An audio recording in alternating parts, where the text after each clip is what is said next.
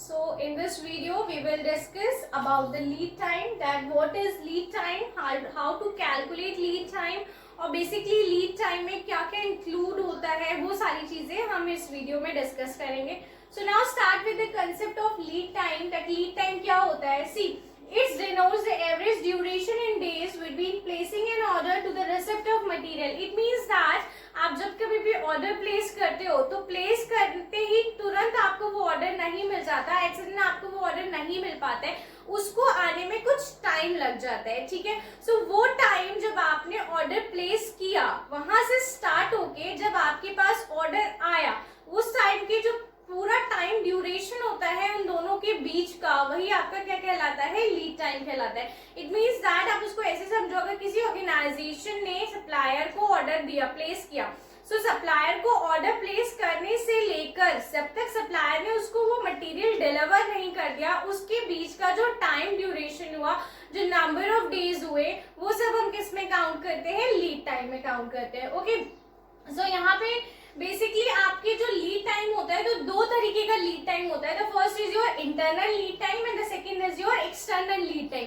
Internal lead time क्या होता है? सी, अगर आपको कोई चीज खरीदनी है, ठीक है, अगर मैं आपको एग्जांपल दूं, सपोज आपको शॉपिंग ही करनी है, अमेजन पे करनी है या फ्लिपकार्ट पे करनी है, सो अगर आपको एक टी शर्ट खरीदनी है तो आपको जब भी टी शर्ट के लिए ऑर्डर प्लेस करोगे तो आप ऐसा नहीं, आप अमेजन पे गए, आपने एक ही बार देखा और ऑर्डर प्लेस कर दिया, ऐसा नहीं होता है. उसमें आप क्या करोगे? पहले मल्टीपल ऑल्टरनेटिव्स देखोगे, अलग अलग साइट पे जाके इंक्वायरी करोगे कि किस प्राइस पे कौन सी टी शर्ट अवेलेबल है, कौन सा आपको साइट कौन सा ऑफर प्रोवाइड कर रही है, एंड देन आप अपना ऑर्डर प्लेस करोगे. ओके, सो ऐसे ही ऑर्गेनाइजेशन में होता है कि जब कभी भी हम ऑर्डर प्लेस करने की बात कर रहे होते हैं, आपने मटेरियल को ऑर्डर देने की बात कर रहे होते हैं, तो हमें बेसिकली देखना पड़ता है कि मार्केट में आपके पास कौन कौन से सप्लायर अवेलेबल है, वो किस किस रेट पे आपको मटेरियल प्रोवाइड करा रहे हैं, उनकी कंडीशंस क्या है, इन सारी चीजों को एनालाइज करना होता है. सो जो ये चीजें हम एनालाइज करते हैं, जिसमें हम बेसिकली आपके टेंडर्स हम इंक्लूड करते हैं, कोटेशन,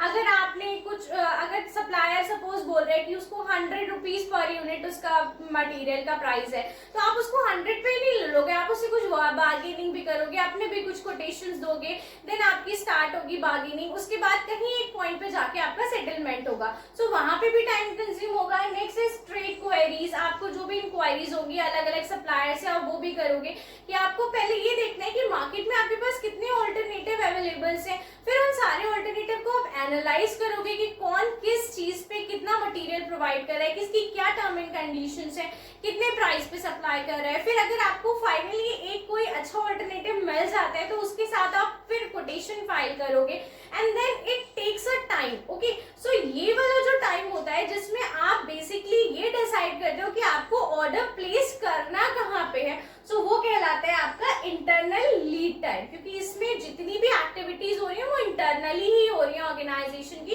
क्योंकि इंटरनली ही ऑर्गेनाइजेशन ये फाइंड आउट करने की कोशिश कर रही है कि हमें किस सप्लायर को ऑर्डर प्लेस करना है. ओके, सो इसको हम बोलते हैं internal lead time. The next is your external lead time. External lead time क्या होता है? मैंने ऑर्डर प्लेस कर दिया सप्लायर को, अब सप्लायर जितना टाइम लेता है उस ऑर्डर को प्रिपेयर करने में, उस ऑर्डर की प्रिपरेशन में जितना वो टाइम लेता है और जितने टाइम बाद वो मुझे डिलीवरी करेगा, वो सब किस में आता है? आपका एक्सटर्नल लीड टाइम में आता है. It means that time taken by supplier to supply the order to the organisation, यानी कि वो टाइम ड्यूरेशन जो एक आपका सप्लायर लेता है किसी भी ऑर्डर को ऑर्गेनाइजेशन को सप्लाई करने में, वो सब किस में आता है? आपका एक्सटर्नल लीड टाइम में आता है. सो बेसिकली दो टाइप के हमारे लीड टाइम होते हैं. The first is your internal lead time and the second is your external lead time.